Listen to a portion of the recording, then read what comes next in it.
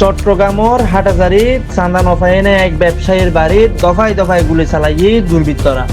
আজিয়ে বুধবার 20 আগস্ট সকাল 10:30টার দিকে উপজেলা আমান বাজারের এই ঘটনা এলাকার মধ্যে আতঙ্ক ছড়াই হয়েছে।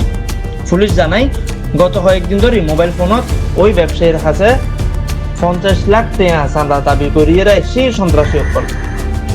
তিনি চাঁদা অস্বীকৃতি জানাইলে সকালে মুখোশ পরা 60 জন যুবক বাড়িতে প্রবেশ করছে।